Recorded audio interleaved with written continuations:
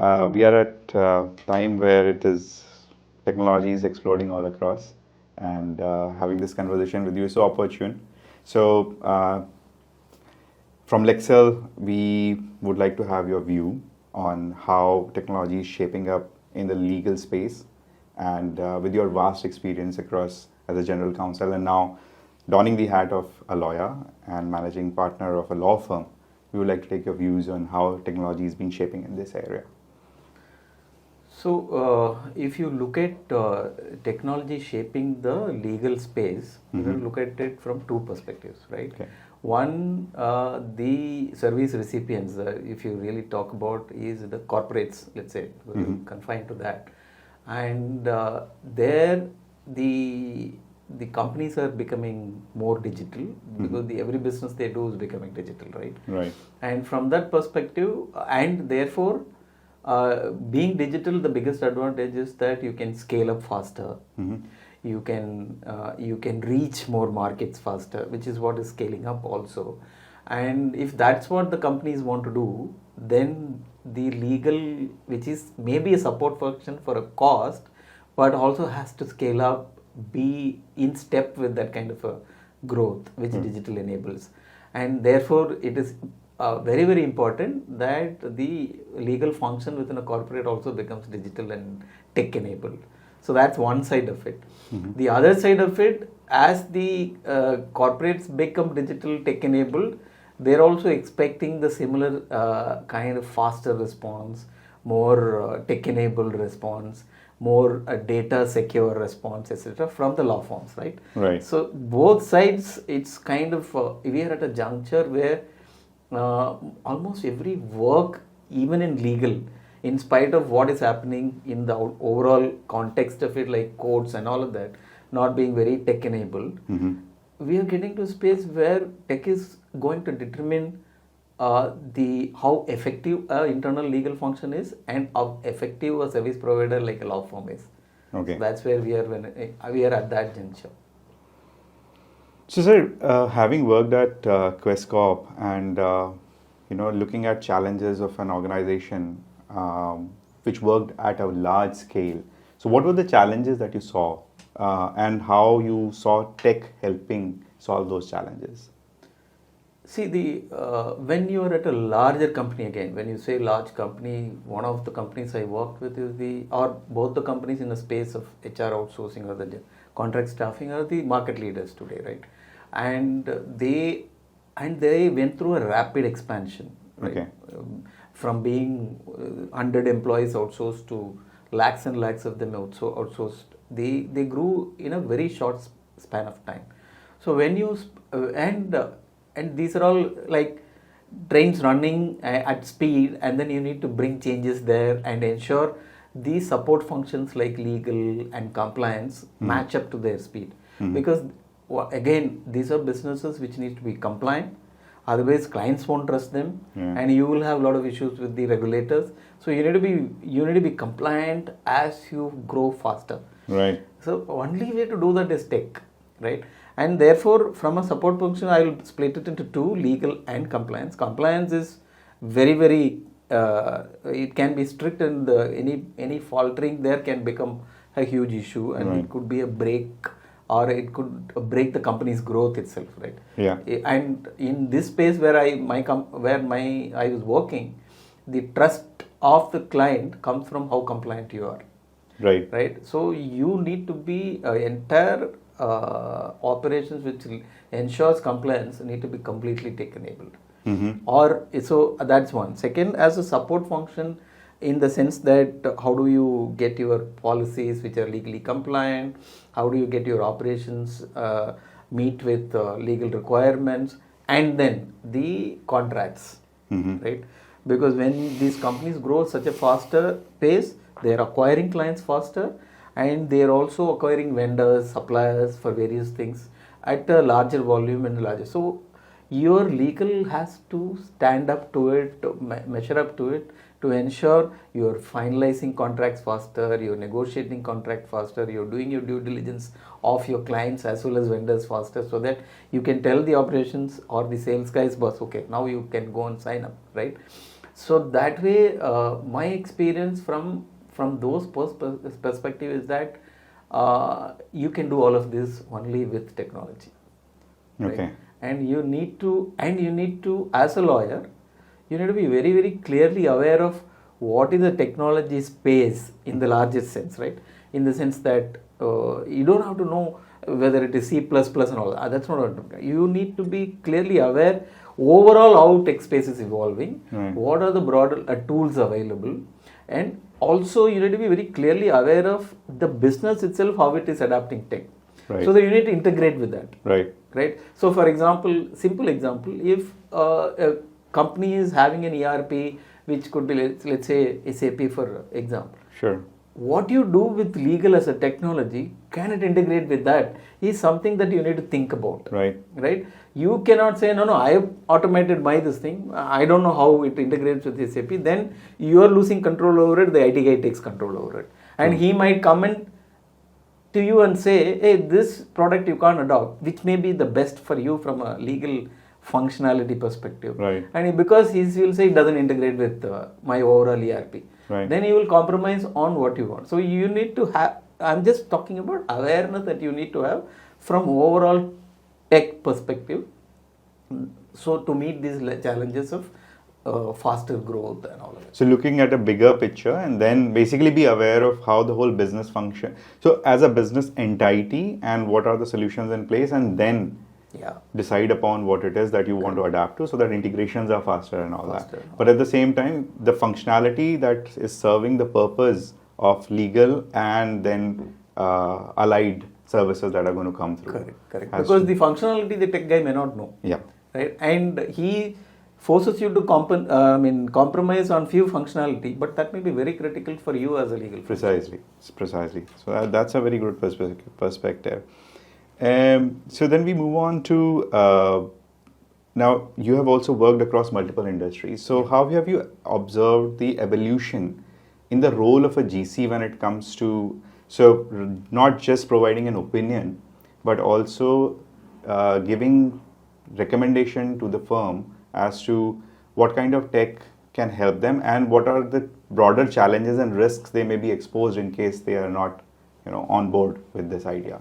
So to give you my own example, right? I started my career with a plantation company. So for a plantation company, the biggest asset is the land. Right. So they, for example, had about 49,000 hectares of land in multiple states. Right. The biggest task for legal is to ensure the documentation, the history of the documentation, because you never know where the challenge will come. Right. Somebody in a huge estate, he may suddenly come and claim, no, I own this 2 acres, right? Overall perspective of things, it may not. But that 2 acres may be very critical for a plantation. Probably it will block a road. That's right. You don't know what is the impact of it. Right. So I was probably I'm lucky because my boss there, I wasn't there, but I left the company from them. But they had a British way of keeping records, and then these records were perfectly kept. It is an 18th century vintage company, right? And they had documents, 19th century, 18th century documents, which you can trace the land back to those kind of things. That's the kind of, so you used to have to give you an example, if you want a certain document about an estate, you need to, those days I'm talking about early 90s, I need to say, no, for legal we need this document. You won't believe me, that document will come from the data. They used to have a huge storage where these documents were kept safely, and it will arrive on your table in 10 minutes. That's the kind of system. And my boss later on, when technology was available, digitized the whole stuff. And it is pages and pages of digitized land document. Right now the same company is going through the effort of linking the same with the state register so that they can kind of easily link it, but that's future. But what I'm saying is the company was nimble, because of the leadership. Though the person I'm talking about is retired, and then he is now but then he had the vision to do that. So similarly, if you come to companies that I work for later, like whether it is outsourcing, HR outsourcers, or now HR outsourcing companies where the process outsourced, Right. or to legal where I was supporting a large contract staffing company, let's assume. It is the technology has become very critical. Right? Everything depends on your ability to understand the process and then build solutions, not in your typical manual ways, but in a tech-enabled way. How do you do that? So it has an implication of cost, even acquisition of talent. You acquire a legal talent and then ask him to do this mundane work of filing, repository, updating the repository of document, and all that you do. These guys won't remain with you. If you need to let them do their core work, then you need to have that technology supported environment around that. That was a class. That was wonderful to hear because I mean it's definitely an example of a visionary when you are keeping land records which are so manual and then digitizing it, and at a time where you are looking at probably in the future where a lot of this is going to be there at the click of a button. Absolutely. So that is wonderful to hear. But from an organization, so this is one example that you quoted, which is probably, I would say, years ahead of their peers in this space.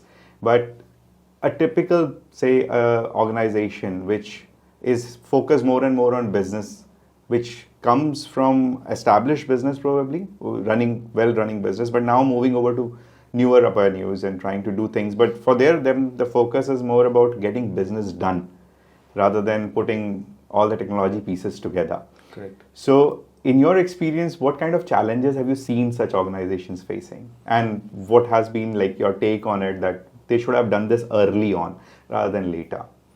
Yeah, so that I think is also typical of some of the startups problems today, right? Okay. It could be a company which is moving into a new area of business, Right. probably a new country, doing the same business. Right. Or a startup which is trying to come up with in a new space or in an existing business, but then the new way. The biggest challenge for us legal professionals is that, first of all, to ensure what they are getting into is there is no legal challenges around it. Right. What they're doing, if there are regulations around the space that in which they are entering, we need to be upfront and telling them, boss, this is the business you are going, this is the laws that govern, and these aspects of law that govern will have to be ensured that your operations is compliant.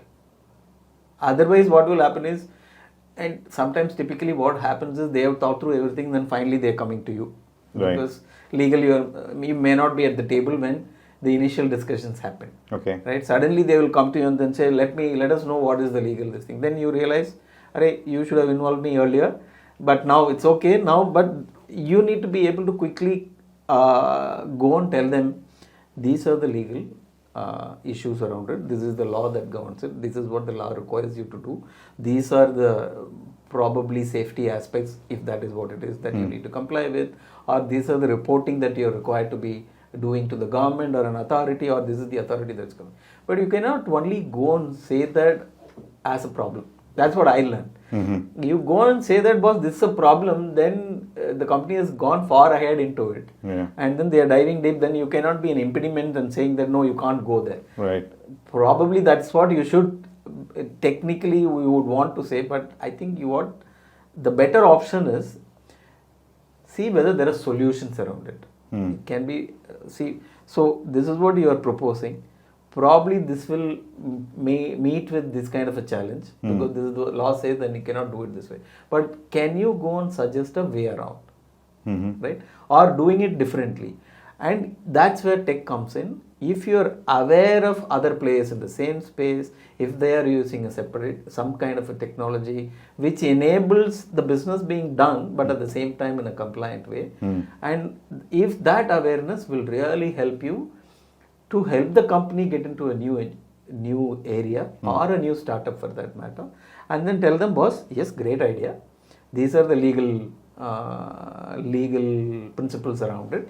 These are your requirements as a company doing that business, whether it is reporting to the government, whether it is some requirements could be weights and measures, for example. I'm just giving you. These are the things that you need to be careful about it. Ensure that that's part of your operations and do this. Then you become an enabler rather than a person who's going sounding them off, saying these are your problems, you take care of it. So as a legal function, if you want to be an enabler, then your overall awareness about that business they are trying to enter into and what are the competitors doing in that, more from a perspective of in technology what are they have adopted, and probably if there is an existing company also to know whether they used any specific technology, they helped the statutory processes around it. So it's like law now. Whoever is providing that counsel to them, whether it's a law firm or their in-house people, they can't be hands off. Correct. Saying that this is what we recommend, but how you're going to go about it is something which is your no. You have to be aware of the whole ecosystem in which that proposition is being made. Absolutely. So that is where, because some of the companies which are entering a new space, they may be already a big one, and then they are trying to do something new in it. It could be a different country, or it could be in the same country in a different business. It need not even be adjacent to the existing business. Right. Then and it may be ideally you should be at the table when it is being discussed, so that you can kind of, as the ideas evolve, we can want them. Yeah. But even if otherwise, none of them are going to come and think through a business which is completely illegal to do, right? Yeah. So then you really your role should be an enabler. Yeah. Otherwise, you are not participating that whole process. I think that's the key word, being an enabler rather than just a counsel. And also with the dynamics of the whole geopolitical scenario changing so rapidly. Correct. Policies are changing, I guess, at a rate at which it's fine. Even the established organizations are finding hard to adapt. Correct. So in that space, what you just said makes a lot of sense, because you are on the top of the problem before it has manifested itself as something which you need to find a solution for, rather than finding an answer before it arrives. Correct. So that's a brilliant point. Now, with respect to foreign firms that are coming to India and trying to set up their offices here, or Indian firms going outside, so what has been your opinion on it, that from the firm's perspective and from law house or a law firm's perspective, what are the actions they should take to come and sit on the same table? Which we say in terms of processes, in terms of workflows, what should they be doing? See, for somebody coming into India, they should come with a little bit of an open mind. Okay. Right? And also they cannot come here and kind of trying to say, this is how we used to do there, that this is how you would do here as well. I think many of the foreign firms have, because they have clients who are multinational companies, they are aware. And even in such situation, I've seen, not in the same area, but some of the companies which support large multinationals across the world, Okay. when they come, when the MNC in India decides, okay, this company has been supporting us, they are globally present, let us bring them to India, if that's the scenario. When they come in, they should listen to the local leadership of the MNC, rather than say that this is what we did for you in US, so we are going to replicate it here. Because there are a lot of uniqueness in everything that we do in India, and it is true of any country. Right. So that's one first thing, that whether you are coming because your client wanted you to come, or because you see India as an opportunity, then you need to come with an open mind. Okay. I'm not saying that most of the foreign firms have a lot of new things to offer to us, offer to the country. They should bring all of that, but it should come with a bit of a what do you call, awareness that it might need some changes. There could be some unique situations that will require a different same solution being offered in a different manner, for example. And that's what I think foreign firms, when they come in, to be a little aware for themselves. Okay. And that will help. And it will be good to different ways of doing it, probably to get a talent which is experienced in India, and then therefore hire them in advance, rather than coming here, setting shop, and after that trying to look for, or associate yourself with somebody who has an experience in the country. For people going outside, I think the same suggestion. and is also don't try put your step too deep into that new area where either you associate yourself with somebody who is already there or send in somebody willing to be. This is true of sometimes with my own example of some of my companies where I worked wanting to set up shop in a new country. They just assume few things and then they just go dive in and then get into trouble. Rather than that, do a foray, understand what's happening and get the best of the legal mind that side if possible. Okay. Because you may have to invest. Don't try to kind of frugally try to build something without being aware of what might happen is then you will put in your money and then all of that and then finally you will realize, oh, this is not the way to do it. Yeah. Or what you have done is wrong. For a business you go and do it, the consequences can be Drastic. quite disastrous, right? But for a law firm it may not be, but then you would have spent money and then you are not, and probably you do a retreat which is not what you really thought of. So Right. the idea is, I think you need to go there, understand, is it, and make an evaluation. Do I do it all of myself? Do I do and collaborate with somebody who's already there and then grow with them? All of those things you need to evaluate before you kind of get into those markets, new markets. That's a good perspective, sir, because it's like so hearing what you just said brings a thought to my mind that whether it's the foreign firm coming to India or Indian firm going outside, there is a need and quite a bit of scope for entities which can recommend both the sides. Correct. Understand what the tone and language is with respect to that particular country coming to India or Indians going outside, and then put that suggestion in place also in some form of probably, I would say the most visual way of it is like a checklist. Yeah. But more than that, there is, because we are now in the world where everybody's talking about the AI providing solutions like this and like that, but there is definitely a human component in between, which is so crucial, because the human component basically tells you how people are going to react to your presence there. Absolutely. So all this put together, I would say, is a portfolio of solution which either sides would benefit from. True. Right. Now, from Simpliance experience that you have, so it's basically a success story in a techno-legal solution that was created.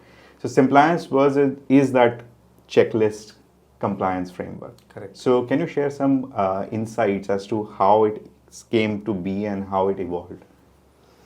This is actually, I came into it from an ideation perspective a little late. Okay. This is basically from a person who has gone through tough times, because there was not a ready place where you can go and understand in one place what is that I have to do if I have to be compliant with labor law, for example. Okay. And he has come into this thing with an experience in, let's say, military and all of that. Therefore, he has a certain idea and then he gets frustrated. So that's where this whole thought process starts. Okay. Right? So, and then I come in from a perspective saying, probably I know everything that you need to comply in with regards to labor law so that you can call yourself fully compliant. But it's all in my head, or in my head in the sense, not all the law, but I know where to go refer. Okay. Right? Now, how do you put all of this together? Okay. That's where we kind of started. Okay. Right? Then we realized the complexities involved in labor law compliance with variations in states. It can be a parliament enacted law, but then in India, each state has its own rules made out of it. And there are certain laws which are specific to the states. Right. So if you want to be fully compliant, you need to know all of this, and then you need to put this together in one place so that your platform or technology, whatever you call it, is efficient for the customer. Right? Mm-hmm. And from that perspective, then we kind of brainstormed. Finally, what we did was, like any other such the listing tools do, is to reduce the laws, each specific law, into separate tasks. Okay. And then arrive at each task, what is the logic involved from a perspective of, for a person, for a client where it's installed, he needs to know when he has to comply with the task. So what is the recurrence, what is the documents that is required and all. So all of this needs to be in one place. Right. So the task gives the list of things to do. So that's the first step. And then we went to the next step. So, okay, if he has to comply with this task, probably there is something else he has to do, which is like, say, there is a document that has to be created. Then there is one more, this task requires some money to be paid to the government. Then this task requires some information to be given to the and then there could be a task which requires you to register yourself with the government. So we kind of classified the task and then built the logic around it. That logic was converted into the technology that we built. This is simply what we did. But I guess it's gone, it has helped quite a lot of organizations.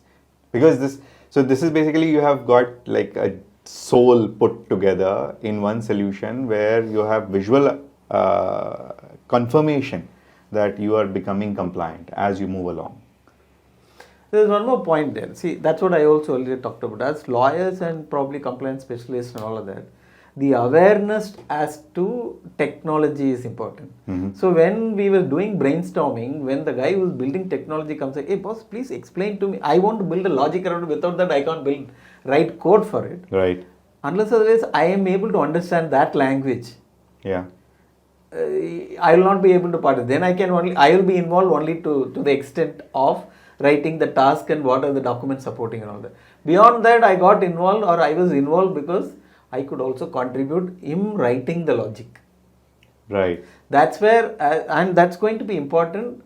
I will just give the same situation if, let's say, you are building a contract management, you are kind of coming up with a contract management software for a business. Right. Unless you are aware of your process of contracts, that you will know as a lawyer.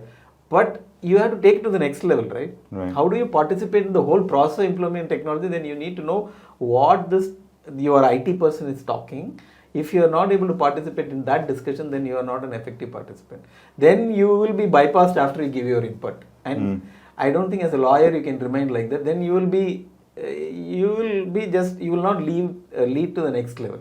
So in simple as if I was involved in the complete process because I was able to participate in a wholesome way. Yeah, that is very true. So because somebody from the technology side, I can say this, that expectation of a magic wand is not what is required. You need science. Correct. So that is repeatable. Magic is expectation and desire.